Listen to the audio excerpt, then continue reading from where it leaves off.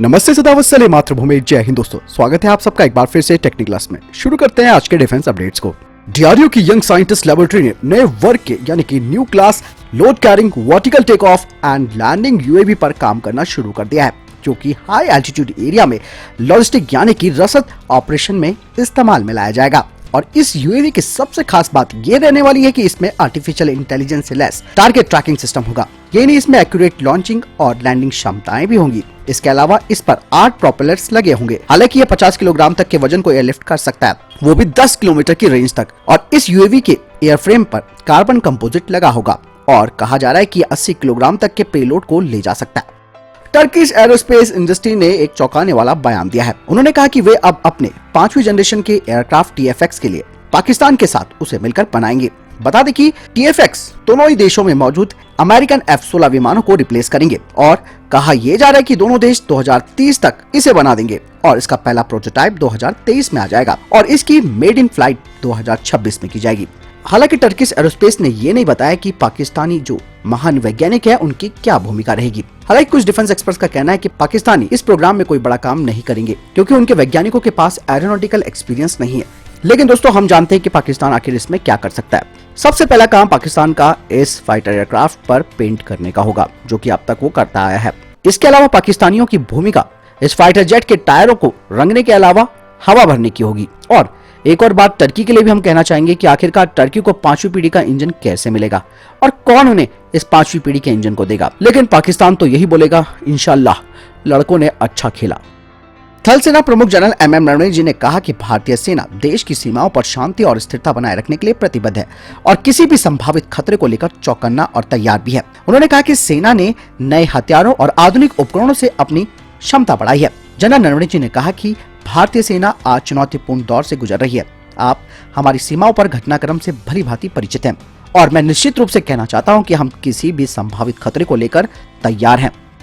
Rafale विमानों की एक और खेप भारत पहुंच गई है और इस तरीके से भारतीय वायुसेना के पास 35 राफेल एयरक्राफ्ट हो गए हैं और सबसे अंतिम विमान जो कि 13 इंडियन स्पेसिफिक इनहांसमेंट के साथ आएगा वो अगले महीने तक भारत पहुंच जाएगा। आपको बता दें कि इस वक्त S जयशंकर जी फ्रांस के दौरे पर हैं और इस दौरान वे इंजन टेक्नोलॉजी की शेयरिंग को लेकर बातचीत कर रहे हैं अपने समकक्ष के साथ, जिसमें कि 110 किलोन्यूटन थ्रस्ट क्लास का साफरान एयरक्राफ्ट इंजन के ऊपर बातचीत की जा रही है, जो कि मेक इन इंडिया के तहत बनाया जा सकता है।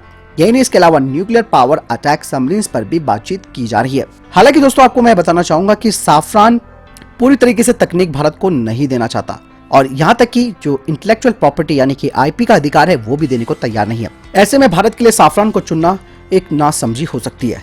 वहीं रोल्स रॉयस भारत को IP तक देने को तैयार है। Ministry of science and technology ने कहा कि राष्ट्रीय सुपर कंप्यूटिंग मिशन के तहत देश के 10 प्रमुख संस्थानों में सुपर कंप्यूटिंग इंफ्रास्ट्रक्चर पहले से ही स्थापित है, जबकि 5 की स्थापना का कार्य अपने अंतिम चरण में है।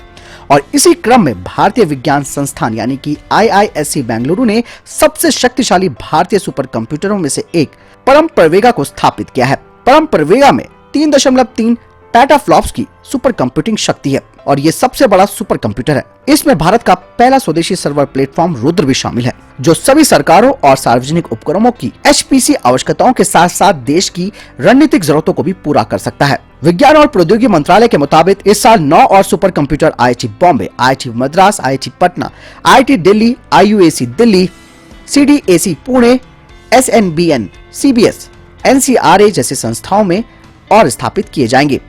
राष्ट्रीय सुपर कंप्यूटिंग मिशन अपने 3 चरणों में भारत की सुपर कंप्यूटिंग क्षमता को बढ़ाकर 45 पेटाफ्लॉप्स करने की योजना बना रहा है।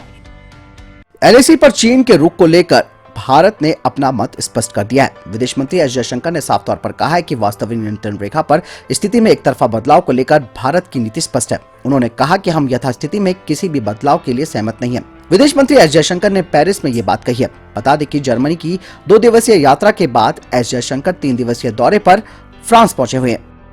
भारतीय सेना ने 145 M777 हावित्जर के लिए 2016 में अमेरिका के साथ $750 मिलियन का सौदा किया था। कहा जा रहा है कि BAE सिस्टम अब तक 100 से ज्यादा यूनिटों को भारत को डिलीवर कर चुकी है। आपको बता दें कि इन हावित्जर्स को असेंबल्ड और इंटीग्रेटेड और टेस्ट किया गया था महिंद्रा डिफेंस सिस्टम लिमिटेड में, वो भी मेक इन इंडिया प्रोग्राम के तहत।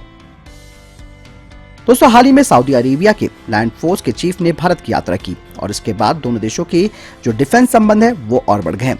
कहा जा रहा है कि टाटा एडवांस सिस्टम अब वर्ल्ड डिफेंस शो में हिस्सा लेगी, जो सऊदी अरेबिया में 6 मार्च से शुरू होगा, जिसमें कि टाटा का 8x8 Mbps wheel armoured vehicle को इस शो में प्रदर्शित किया जाएगा। आपको बता दें कि टाटा के इस वेब ने भारतीय सेना में हाल ही में आंतरिक यूजर ट्रायल्स को पूरा किया है। इसके अलावा टाटा ग्रुप और इंडियन आर्मी एक बड़े ऑर्डर पर भी काम कर रहे हैं। आपको बता दें कि भारतीय सेना अलग अलग तरीके के प्लेटफॉर्म को चाहती है टाटा से, जिनका इस्तेमाल अलग अलग रोल्स के लिए किया जाएगा, जैसे कि wheeled armoured personnel carrier, 13mm infantry compact vehicle, 105mm light tanks, command post vehicles और 120mm मोटर कैरियर्स आदि इसमें शामिल हैं। डीआरडीओ की combat vehicle and research development establishment ने मेन बैटल टैंक के लॉन्चर और कंट्रोल सिस्टम पर काम करना शुरू कर दिया है, जो कि स्वदेशी रूप से बनाए जा रहे एक्टिव प्रोटेक्शन सिस्टम के अंतर्गत हैं, जिन्हें मेन बैटल टैंक में लगाया जाना है। साथ ही एक्टिव प्रोटेक्शन सिस्टम में 10 यूनिटें सेंटर कंप्यूटिंग नेटवर्किंग सिस्टम की होंगी। इसके अलावा 4 यूनिटें infrared sensor, laser warning sensors और IR jammer system active protection system के साथ होगा। कहा जा रहा है कि combat vehicle research and development establishment ने इसके लिए ऑनलाइन बिड्स जारी की है, जिसमें कि इसके ऑपरेशनल और मेंटेनेंस ट्रेनिंग शामिल की गई है। दुश्मन पर बाज की नजर रखने वाले इंडो तिब्बत बॉर्डर पुलिस यानी कि ITBP के जवानों ने अपनी बहादुरी से लोगों का दिल जीत लिया है। लद्दाख में भारतीय सीमा पर माइनस तापमान की मार झेलते हुए 20,177 फीट ऊंची चोटी को फतह करके दिखाया है। चीन से लगी वास्तविक नियंत्रण रेखा पर तैनात रहने वाले इन जवानों ने ऊंचे बर्फीले पहाड़ पर फतह करके लोगों को हैरानी में डाल दिया। पर्वतारोही कमांडेंट रतन सिंह सोनल के नेतृत्व में ITBP के 6 पर्वतारोहियों की टीम ने 20 फरवरी को लद्दाख में माउंट करजो कांगड़ी की चोटी तक पहुंचने में कामयाबी हासिल की है, और ये पहली बार है जब कोई इस पर्वत की चोटी तक पहुंचा है। माउंट करजो कांगड़ी की चोटी पर मौसम काफी खराब रहता है। सर्दी के मौसम में वहां तापमान -50 तक पहुंच जाता है। इन दिनों भी वहां का तापमान -40 डिग्री सेल्सियस तक पहुंच जाता है।